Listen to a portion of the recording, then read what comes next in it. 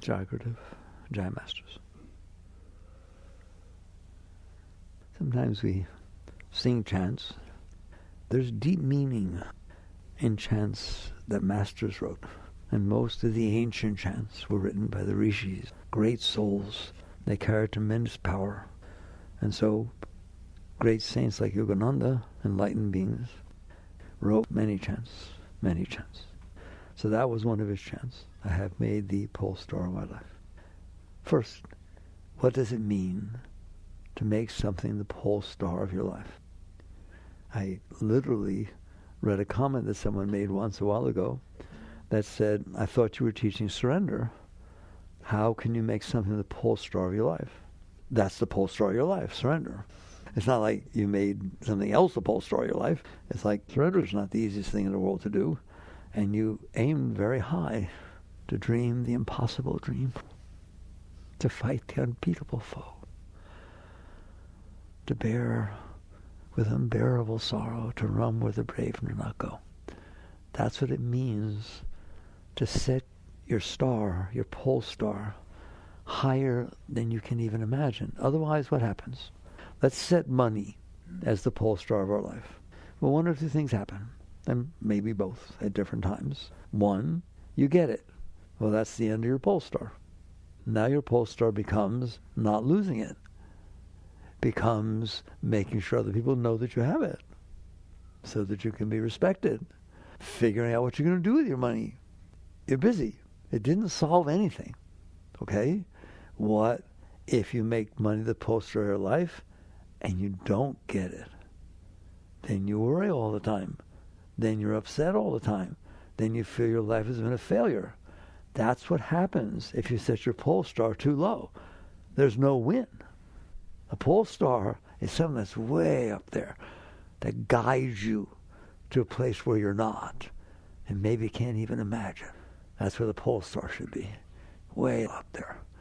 Now, does that mean that one should not deal with money? That has nothing to do with it. It's just not your pole star. You will get to the point, if you set your pole star high enough, and we'll talk about that, where you understand that everything below it is part of it. Yogananda once said, if you can't master this plane, which is very gross, it doesn't mean dirty, but low vibration, how are you going to handle the higher planes? I wanted to have a pole star of the higher planes. You can't even handle this plane. You can't handle what's going on. You can't handle the natural unfolding of life that happens in front of you. Different things happen and you get weirded out. So it becomes part of your pole star to be able to handle what is below your pole star. Otherwise, you're never going to get to your pole star. Because the stuff that's below your pole star is binding you, is holding you down. So we talked about money. Money's an obvious one. But again, is there anything wrong with money? No, there's nothing wrong with money. Is there anything wrong with having money? No. Is there anything wrong with not having money? Within reason, no. We're not talking about starvation. But basically, you can be happy living in a hut. You can be happy with very simple things. You can be happy in the mansion. Hopefully you are. Otherwise, you wasted your time getting money because you're not happy. Well, let's do one a little more complicated. What about relationships? Surely they should be the pole star of your life. I'll give you the exact same discussion. If you find one and you have it and it's the pole star of your life, now what? I've seen people sit there and say, oh, if he or she would only pay attention to me, I'm so attracted to them. Okay, they'll pay attention to you. Now what? Oh, if they would just propose, now what? If we could just get married, we're married. If we could just have some babies, if the babies can earn enough money to take care of us when we're older and not put us in nursing homes. Really, it really worked, didn't it? No, it didn't work. And what happens if you can't find the relationship that you think you're looking for? You're dejected, you get depressed, you feel lonely. Does that mean there's anything wrong with relationships? Of course not. If you can't handle human relationships, which are right there in front of you and you're interacting with them, how are you going to handle higher things that you can't even see, and higher energies, a relationship with the masters, with God, with Christ, with whatever, all right? And so you realize that there's nothing wrong with things. In fact, as we'll discuss now, if you're a pole star, let's get it straight. What is the pole star that will never betray you? God. But we'll talk about what that means in a minute, because it's just a word, all right? It is so far beyond your comprehension. In the Theosophical Society, the psychics, extremely powerful psychics. Blavatsky and Leadbeater and Annie Besant. I once read something, the deep ones, I think it was Blavatsky said it. If you want to know truth, contemplate only that which is infinite and eternal. We kind of talk like that, don't we? Contemplate only that which is infinite and eternal, meaning the vastness of space and the vastness of time. And all of a sudden, your little 80, 90, 100 years, kind of a little bit insignificant, and your little spot on the planet where you're having these these really serious experiences don't seem so serious, do they? All right? So they knew what they were talking about. That's called setting your pole star high enough. Does it mean that you don't do anything else with your life? No, it does not mean that. If you're driving from here to New York and you have an idea how to get to New York, doesn't mean you don't eat along the way. Doesn't mean you don't people. It doesn't mean you don't fix your car. It doesn't mean you don't do anything. There's a journey. The journey to your pole star. If you pick your pole star that's already there, you wasted your time because you're not going to grow. You're just stagnant. And so basically, what does it mean that the things that are below your pole star, they're not what you're aiming for, but yet they're there and you have to deal with them? They are your path. That's what your path is. For example, financially, money. If you have major problems with money, you're scared to death about money, you're out of balance. And it's going to mess up your ability to go to your higher star. You'll be too scared. You'll be too greedy. You'll be too grabby. There are lots of people that money's their life, isn't it? I know we don't think like that, but there are really lots of people that money is their entire life. That's what it is. More than relationships, more than anything else. That's the essence of what they're aiming for. Well, they've wasted their life. They've wasted their life. Why? Because when you die, you're not taking it with you. Not a penny's coming with you. It never did with anybody. But is there something wrong with money? No. Why? It helps you see yourself. It helps you look inside. What do you feel if you're in the presence of a billionaire and you're hard for money? What do you feel in the presence of somebody who's starving and you're a little bit better off than that? It's causing you to look at yourself. It's a mirror, it's a reflection, and use it accordingly. You do your best to deal with it dharmically. That's the word. That's the essence of this whole talk. There is a way to deal with every single thing that unfolds in front of you dharmically.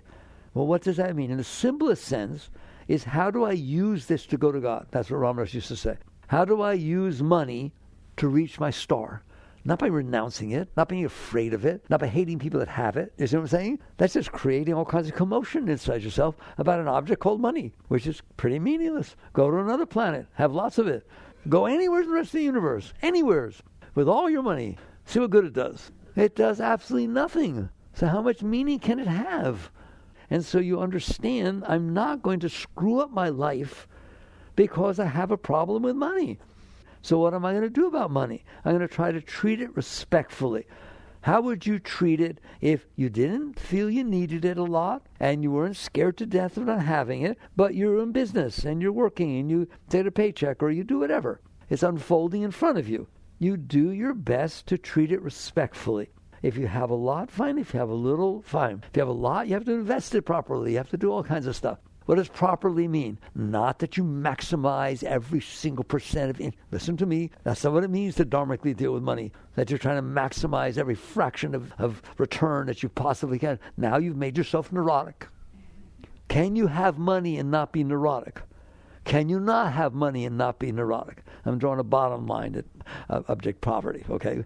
Basically, you deal with money with respect. Why? Because it's worthy of respect. It's Shakti. And so if they give you a paycheck and it's not right, well, I don't want to say anything. No, of course you say something. And if you find out that you were wrong, you say thank you. You don't get embarrassed.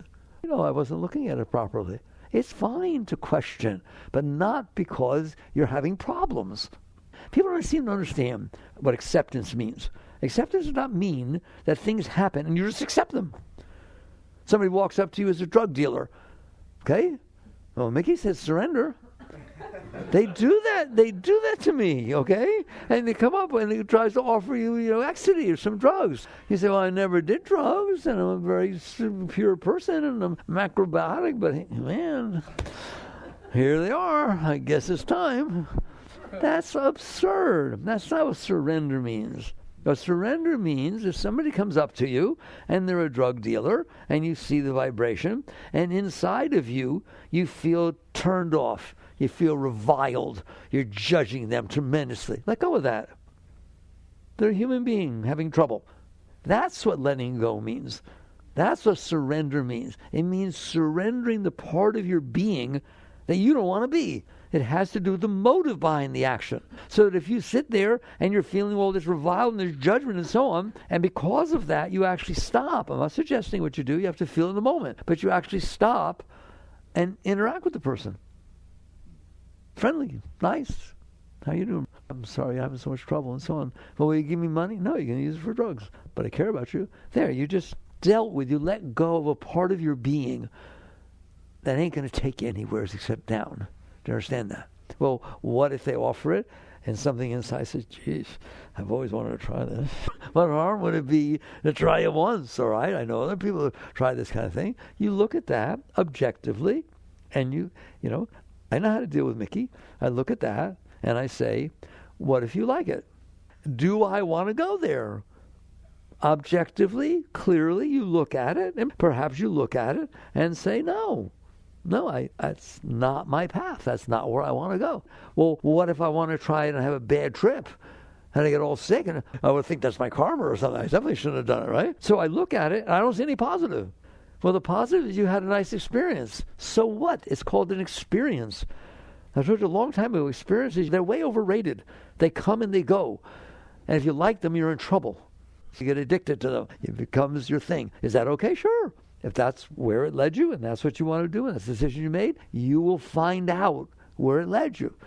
So you understand now that surrender does not mean doing whatever life puts in front of you. It means letting go of the part of you that is reacting to what life put in front of you until you have clarity.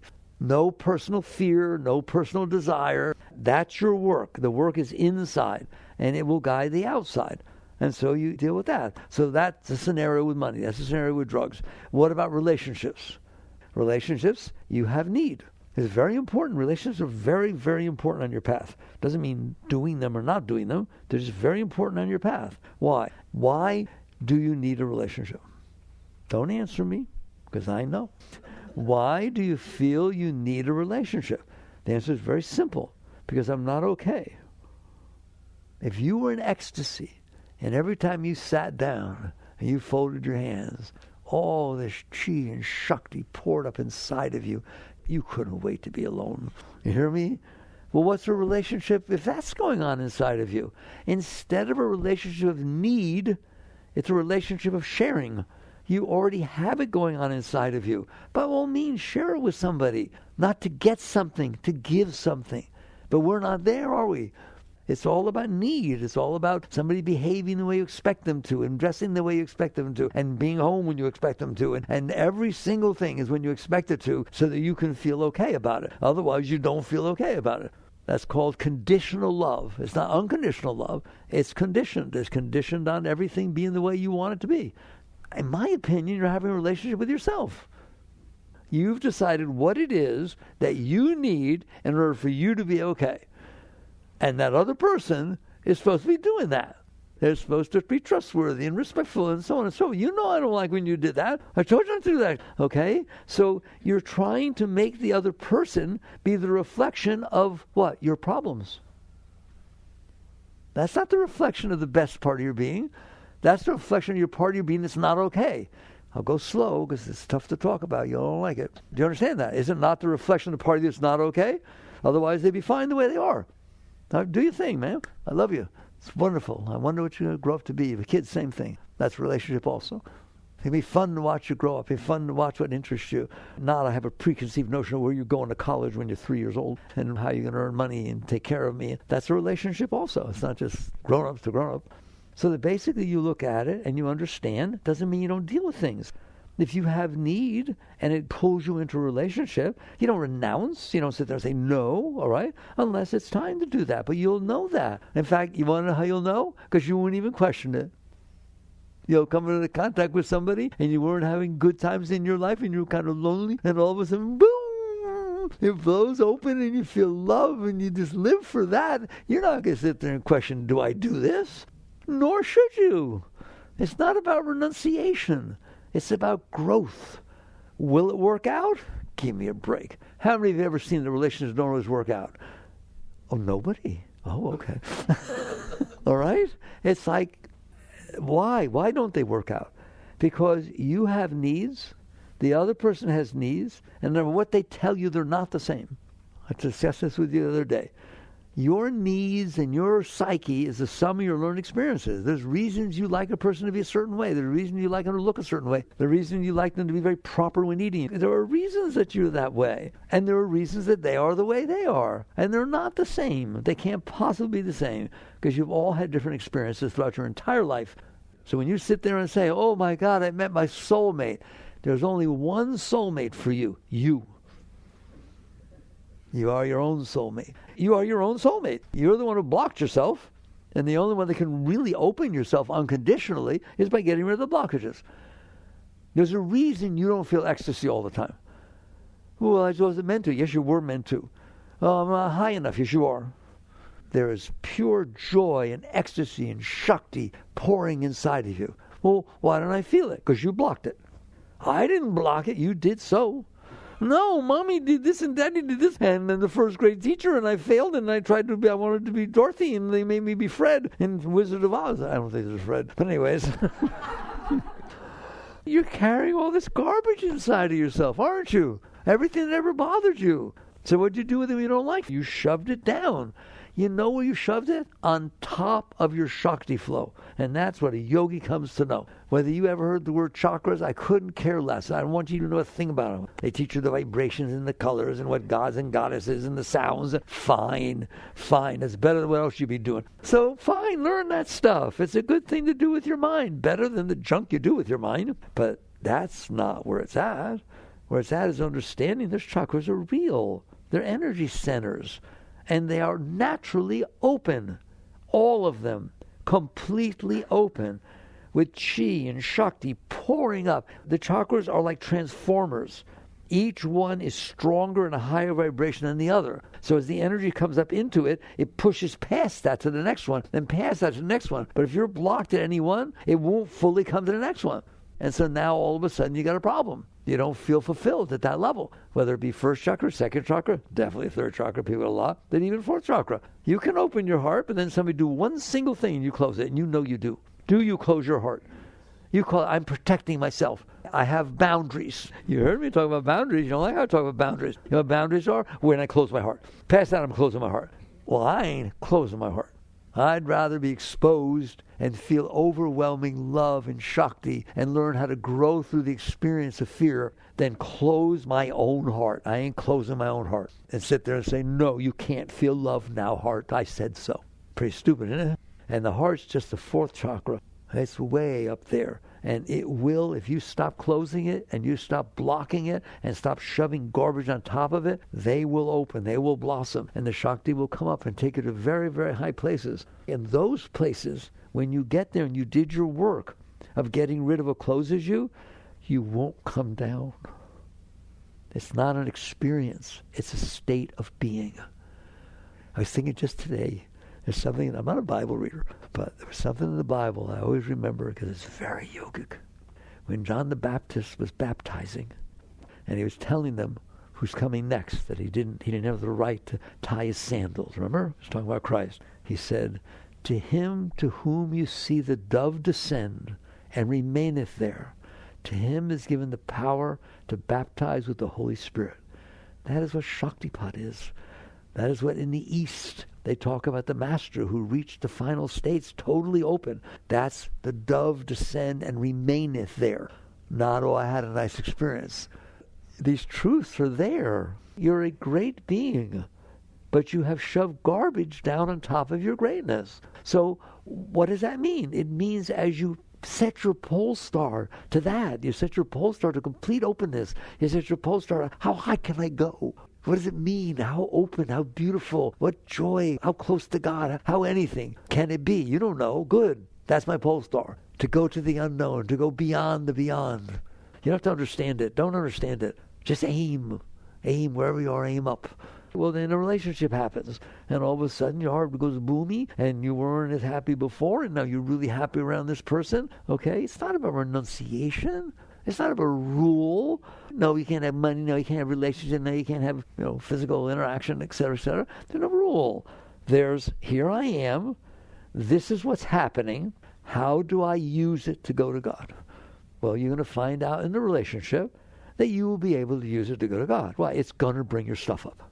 There is no relationship that any of you ever had that when you were open, that's because you're open, your heart open. Do you understand that? Well, if you're open, you're exposed. And you know that, don't you? And all of a sudden, they do one little thing. They say one little thing. And their parents do one little thing. Or this happens or that happens. Something happens in the relationship that's not comfortable, right? All of a sudden, you're dealing with stuff, and it doesn't feel like love. It feels like stuff. Your stuff. I didn't get in this relationship for that reason. I don't need this aggravation. I don't need you talking to me like that. I wanted to have children. It seems like you can't have children. I'm sorry, I got into the relationship. That's not using the relationship to go to God. Using the relationship to go to God is say, whoa, I didn't realize that was a major part of why the heart opened. I thought I gave myself some babies. I made myself a family. But now it doesn't appear, at least without adoption or something, but it doesn't appear that can happen. What do? You use it to let go of the part of you that is closing. You use it to say, this is the relationship that came to me. This is the love I felt. I see now that there's a part of me that's blocking it because it had desires, it had dreams, had hopes, had concepts and views about what was going to happen, didn't it? Well, now it doesn't like that it's going to happen. So all of a sudden it's not open. Well, maybe I got some work to do inside me. That's how you use a relationship. And when both people in a relationship are doing that, that's the relationship. And when one person looks to the other and just says, just let me know I can help.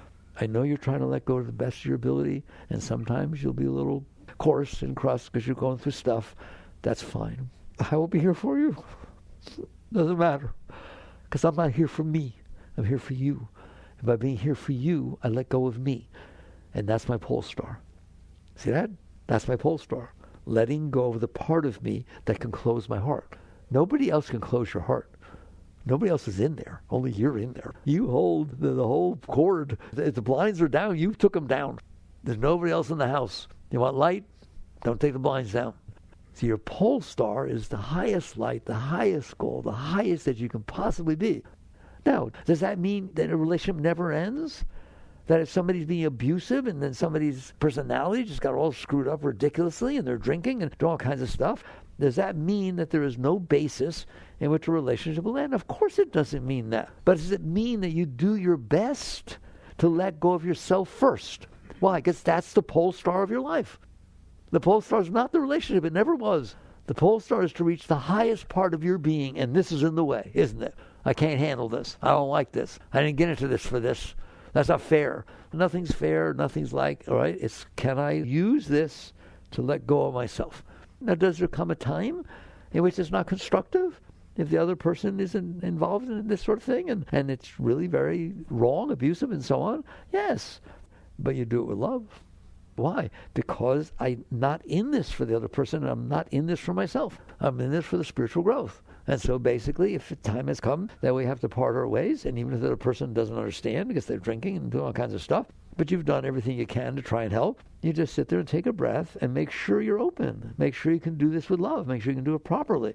So relationships are a very great opportunity for growth. Don't be afraid that the relationship won't work out and protect yourself before it even happens. Then you'll never feel love. Don't be afraid of love, but don't be afraid of growth. Don't be afraid of growth. Love will grow you. All right? She will put you through the washing machine, won't she? And it can make you a greater being. But there's no rule. There's no rule. You're in there. So that's why I said the key is the pole star. If you set your pole star as being in the relationship, you're in big trouble. And so are they. Because it's not working. The entire purpose of your life was a relationship. We've been there. Everyone's been there at some point. That was the meaning of my life, the relationship. Well, what happened when it broke up? Oh, my God, I fell apart in the trouble. All right? Fine. What do you do with that? Learn. Grow. There's no such thing as a bad experience, and that's very difficult for you to understand. If you set the pole star of your life, ready for this one, at having no bad experiences, That's the pole star of my life. It's supposed to be beautiful. Nothing's ever supposed to go wrong. God is abundant. He gives everything. He loves those who love him, and it all gets taken care of. It's the opposite. It's because you set your pole star higher that you have to go through your garbage that's keeping you down. And life will put you through that stuff. All of life. Finances, relationships, everything.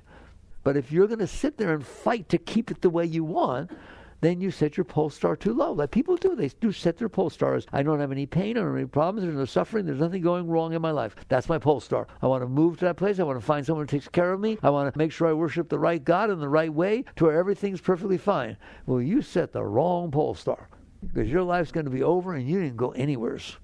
You just sat there and protected yourself and complained when it wasn't the way you want, as opposed to saying, I am on an exploration journey to how high is high and how high can I get naturally. All right?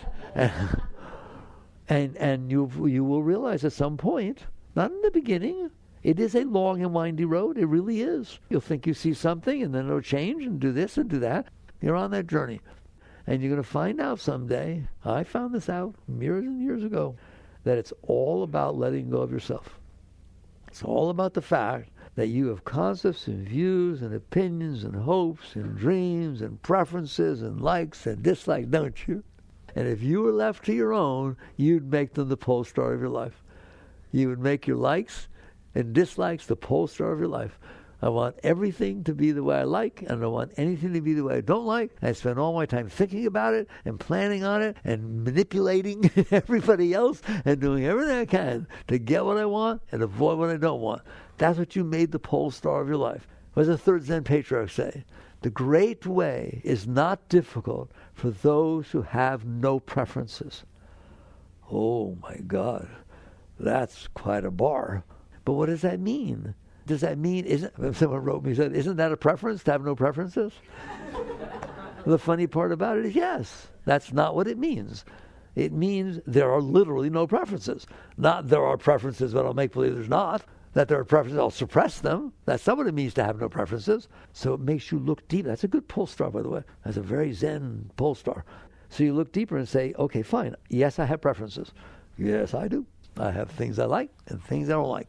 And if left to my own, my mind will think day and night about how to get what I want and how to avoid what I don't want. And so will yours. Okay? So what does it mean to have no preferences? It means to find out why you have preferences. Buddhists say work at the root. The root is not the preference. There's a reason you prefer this and you prefer that, and yesterday you preferred this. And okay? Why? What's going on? So since you set your pole star high enough, you have the right to stand in the midst of this commotion and see what's going on. And you're going to always see the same thing. That's why I write the books I write, and why people do so well with them. It's nothing to do with me. If you look down there, what your preferences are, is that what you need to compensate for the stuff you suppressed? If you sat there and did really well with a blonde in 5th grade, you like blondes. And if her name was Mary, you like blonde Marys. And the same thing with every one of your preferences. Why do you like apple pie and not cherry pie? Because at one point in your life, somebody gave you apple pie and they were flirting with you and you liked it, or something was really nice and you enjoyed that apple pie. All right? And so you want apple pie and somebody else had cherry pie. It's not true that it's just senses or something like that. You've had experiences and they have programmed you, and that's where your preferences come from. Do you understand that? So the great way is not difficult for those who have no preferences doesn't mean you suppress your preferences. It means you're wise enough to look inside and say, do I want this running my life? The apple pie I had in 5th grade at the birthday party of the girl I liked, and she gave it to me. I'll never forget that apple pie. I love apple pie. All right? And cherry pie? No, I never liked George Washington, and he chopped down the cherry tree. Or I liked George Washington. He chopped down the cherry tree. All right? Well, I know that. I learned that in 4th grade. So he didn't like cherries either. There's something going on in there that made you prefer one thing over another. And it's just garbage. It's not meaningful. You're way better off if someone says to you, hey, I got some apple pie and some cherry pie. Which one do you want? Bring it on. Okay? Well, what if you have a thing going with apple pie and you're doing sadhana, you're letting go everything you can, you had a tough day, and someone says, hey, I've got apple pie and cherry pie. You worked so hard today. Which one do you want? Say apple. If you like apple, say apple. Yukteswar told Yogananda, throw the dog a bone. It's not about renunciation. It's about, I'm in here. My goal is letting go of the parts of me that are ruining my life. That's a rather small one. You can let go of the bigger ones first. So it's not that you have a preference, have no preferences. You're wise enough to look down inside and see why you have preferences, and then work on letting that go. Because I assure you, as you let go of the garbage you stored on top of your Shakti, as you let it go, you will feel more joy. Not right away, sometimes right away, right? But not usually. It takes some time. But so what? You're blocked. You want to be blocked? Hey, when your body's blocked, you go to the doctor. You do whatever they tell you to do. You do chemo. You do all kinds of very difficult things. What about your psyche? It's blocked. It's blocked. It's closed. You have trouble opening. You have trouble being comfortable around people. You have trouble talking. You feel embarrassed that you said something. Do you understand that? You have problems in there. That's because you suppressed all this stuff. When that's gone, you're just free as a bird. You wake up in the morning, whatever will happen today, and I will do wonderful with it. Why? Because I said so. Have fun. Enjoy your life. That's a pole star. And what that's going to be about is letting go of why you don't have fun. Having fun doesn't mean you're closed. Now let's find things that distract me from being closed. The movies and the vacation and somebody loves me and everybody's clapping. It's nice, isn't it? All right? Why? Why is it nice? Because I'm closed and it opens me. If you walk in a room and everybody goes, all of a sudden you think, whoa, that's nice. That's because you weren't feeling it before. And it's conditional. It made it happen. Eventually you're going to catch on. You'd rather be open. I'd rather be unconditionally open. That's what it means to go to God. And we'll talk about why it means that in a minute, right? So do you see the difference in the pole stars? And it doesn't mean that anything below your pole star is dirty, is wrong, is renounced. You're wise enough to realize, I'm going there. I don't know exact way. This thing has showed up. It seems to be opening me. And you know whether to go with it. You know it. If the entire attraction is physical and you've done it 4 other times and gotten in big trouble, maybe you're wiser now. And maybe you look at it and say, yeah, I see where that's coming from. That's 2nd chakra. That ain't 4th. It feels like 4th, but you can tell the difference. Can't you? Or if basically somebody's complimenting you over and over, you're so special. I've always loved you since kindergarten. I just was afraid to tell you. Hey, oh, you like them a lot. You didn't like them before they started talking. That's 3rd chakra. You start seeing this stuff. And you become wise enough to say, do I want to go there? Just like the drug thing we talked about. If I like it, I don't want to do it again. Fine. You want to do it again. Do you want to get addicted to this drug? No. Why? Because I don't. That's as simple as that. And it doesn't mean I'm willing to give up the joy or the happiness or the openness, but I want it to be real. I want it to be permanent. I want it to be because I let go of the blockages that's keeping me from being that way. That's a big difference. I got work to do. And I'm not telling you what to do or not to do. There are people who tell me I did it once, I never did it again, and it opened me, and it was just so wonderful. And inside me, you said, yeah, I believe that. And you don't tend to do once that which opened you completely and you had a beautiful experience. Do you? Nobody's willing to answer me because you like to say I did it once. And even if you do, you're fine until something happens in your life that brings you down. Now let's see you not reach for something that picks you up. Do you understand that? People reach for the bottle again, this, that, and the other thing. So you're a wise person. It's not rules, it's wisdom.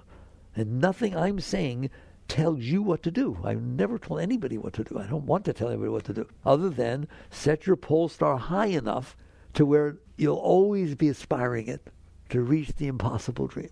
You're always going up to that level. And so basically all these different things that happen in your life can be used to take you to God. Somebody once said, a saint once came through here, and they said, love can be the greatest trap or the greatest liberator.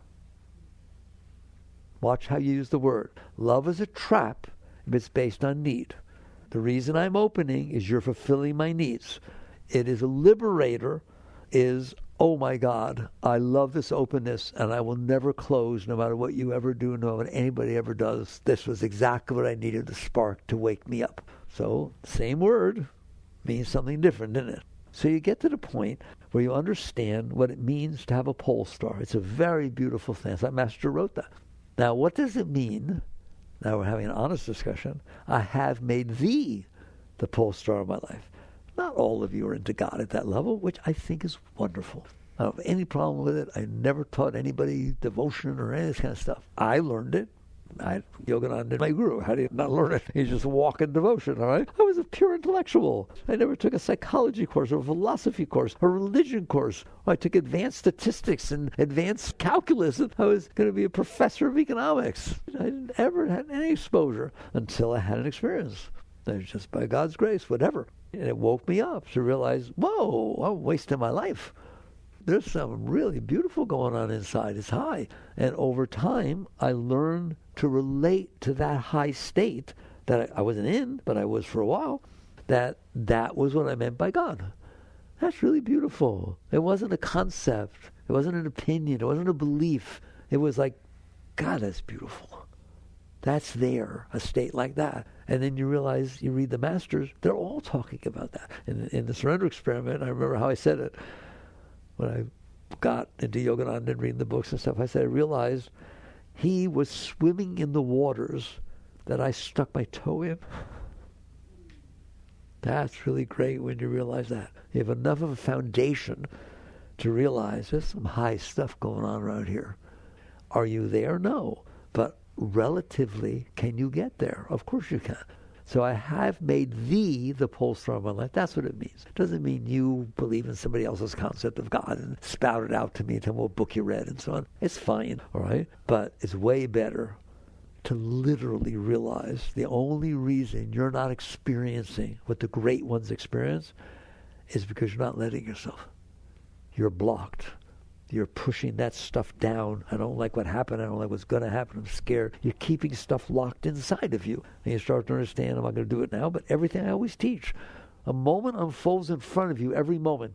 From the time you were born, a moment unfolds in front of you. You know how many moments didn't unfold in front of you? All the rest. All over the universe. Can you not handle the one moment? Come on, it's 1 out of 700 billion trillion moments in Einstein's time-space continuum, and then you start catching on. I'm supposed to be able to handle that moment. Now we're going deeper. What do you mean I'm supposed to be able to handle the moment? I've told you. Do you know that no one ever experienced that moment but you? Take a breath.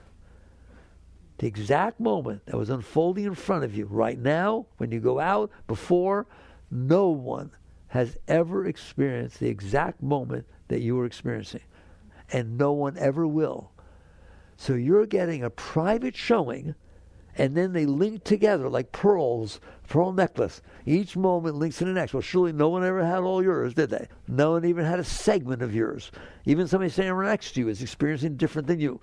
You're getting a private showing of the universe, of life. Every one of you and everyone that ever lived.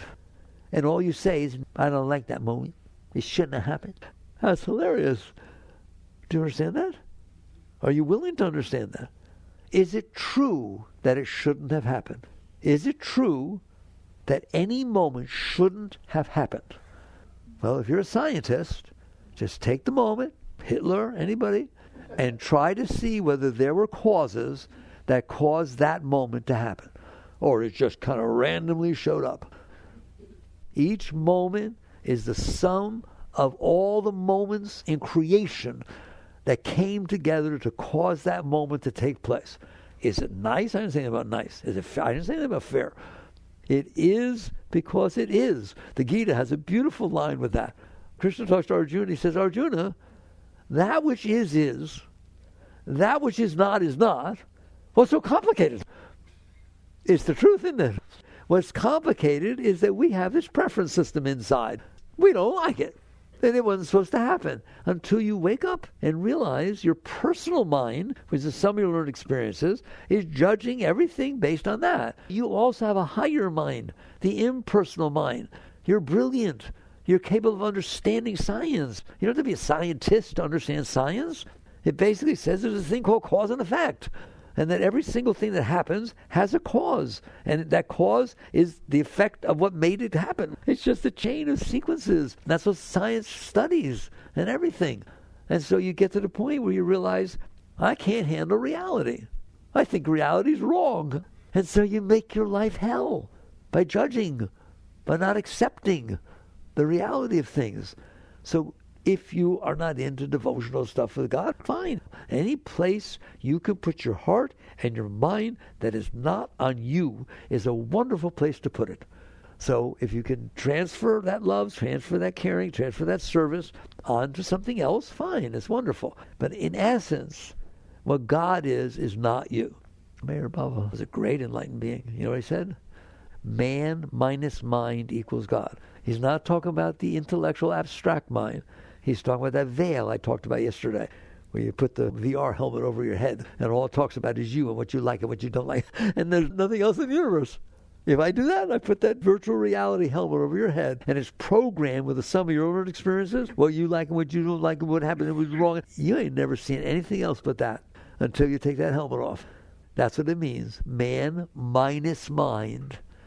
There's nothing left but God.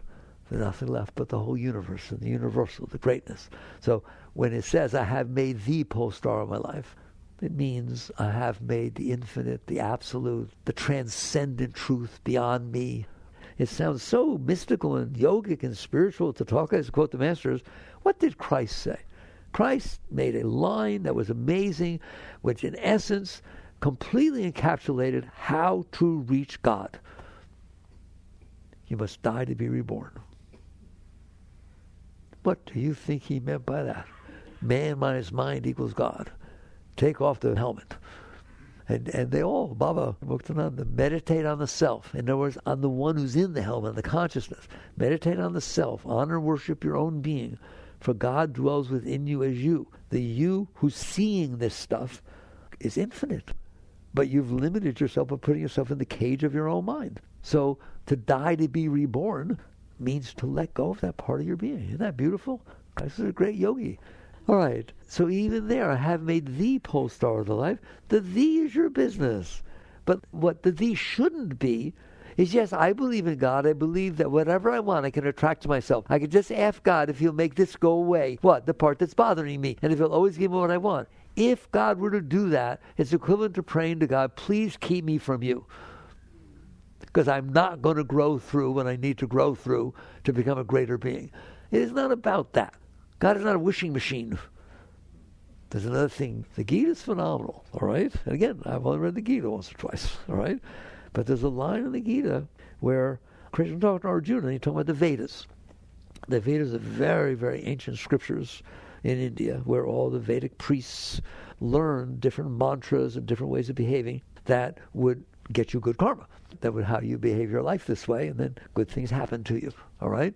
And in this part of the Gita, Krishna says to Arjuna, he says, the Vedic priests, they like have a pitcher, and they just pour into your glass whatever you want. They're just pouring it into your glass, right? And he said, but you, Arjuna, ask not, want not. My favorite part is, shun those who follow virtue for her gifts. You do right for the sake of doing right, not for what comes back. That's deep stuff, isn't it? Okay, so we got an idea what it means to set a pole star. It's okay. Don't you ever feel guilty because you did something that didn't necessarily lead to the pole star. If you did, it meant you had to learn something. You get to go through what you need to go through. What do they say about Earth? Earth is a place that souls are sent to evolve. You mean I'm not enlightened and I did bad? No, you need to evolve. How do you do that? By constantly trying to let go and let go. So then you get down to the deepest of all teachings with the pole star. Do the best that you can. That's a very powerful statement. Well, what about the relationship? Do the best that you can. What about the money? Do the best that you can. What about caring about what people think about you? Do the best that you can and let go. Do the best that you can. Why is that good enough? Because you can't do any better. Therefore, it is good enough. The best that you can is always good enough. Don't you dare feel guilt or shame or anything like that, or fear. That's why you've never heard me teach about bad karma or that kind of stuff. That's not what's going on. What's going on is you act, and your actions will attract back to you that which you need to learn. They either come back and smell really nice, or they come back and not so good. And you learn from that. It's not bad karma. It's a teaching. There's no bad karma. If you're busy trying to build good karma, it's because you think you want to go to heaven. You want good things to happen to you. No, don't do that. You just sit there and say, I'm going to do the best I can to stay as clear as I can and make as clear decisions as I possibly can, and never quit or peter out or turn my... I used to talk about turning your head way back in the early days. You're in there and you see it, and you don't want to see it because I want to do it. And I know if I look at it, I won't do it. And so you get to the point where you say, I will never turn my head away from truth. That doesn't mean what I'm going to do or not do, but I ain't turning my head. That's not the best that I can do. That's literally copping out. All right? So you're in there, you're the witness. Doesn't mean you're clear. Don't be afraid to act. You're going to understand, be sure you're right, then go ahead. And other teachers teach very good things in these areas. You don't become procrastinating all the time. You're so afraid to act. Try to see as clear as you can. And sometimes it has to be in the moment. You don't have a lot of time. And sometimes you have a little time. Just the best that you can. You look in there, see where you're coming from, and see what is the highest that you can do in this moment. But the moment scared me. Well, then that's the moment you're dealing with. Doesn't mean you don't have fear. You can't make believe I don't. It's there. It's scared. I don't know what to do. Just try to let go of the fear. Do your best. Don't let the fear make the decision. And what's going to happen is, if you do the best that you can every moment of letting go, of surrendering, of accepting, of reaching for the pole star, you will get there. Because the lessons that you need will come back. But you can't sit there and say, oh, I want the lesson of a relationship. You don't get to do that. You can notice that you want that, but that's like something you watch out, because you're trying to attract to yourself what you want, as opposed to honoring, respecting what's helping you grow.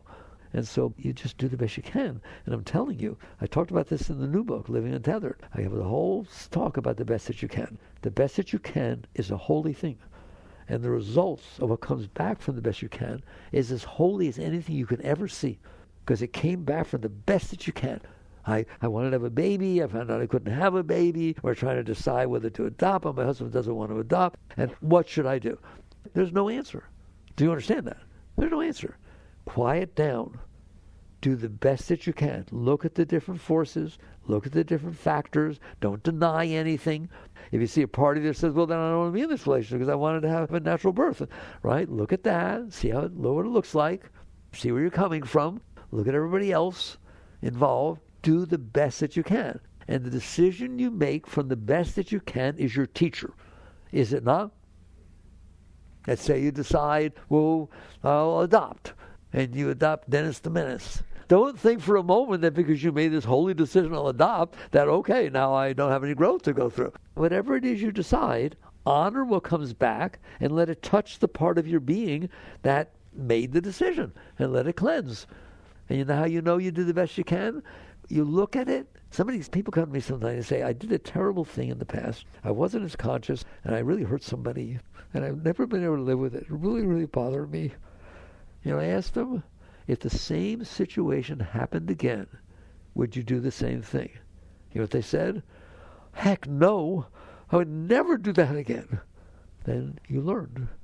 And then you interact with it comes back from a higher place. And that's the best that you can. But you say, what if I could have done better? You didn't, and apparently you couldn't have. So always make sure that you have that backstop. I am doing the best that I can every time. It doesn't mean it's perfect. It doesn't mean this, doesn't mean that. But I'm willing to accept the repercussions, the results of the best that I can. Don't just accept it. Love it. Honor it. Welcome it. Worship it. It's your guru, isn't it? It's a custom-made guru. It's made just for you. Embrace it fully. All right. Now we understand the power of the pole star, don't we? Aim high. Aim high. You know what Master once said? Somebody asked Yogananda, he taught Kriya Yoga, and somebody once asked him in public, is there any other guaranteed scientific method to attain total liberation in this lifetime besides Kriya Yoga? He said, yes. What? Take your attention and put it at the point between your eyebrows and never take it off. I guarantee you he's right. if you can keep looking up and aiming, this they call this center of Christ consciousness. Center of deep consciousness comes here and they're distributed throughout the body. The sixth chakra, Ajna chakra. If you put your attention, your full attention there, while you're living, you'll notice that it can be there and you still interact, but boy, it doesn't ever get taken off of there. That's the highest you can do. What will happen is it will start dropping the lower stuff by itself because you're not putting your whole Shakti into the lower stuff. You've kept it up higher, the pole star of your life. All right. I hope this helped you. I hope you understand. You're beautiful people and you're doing wonderful. Jagradav.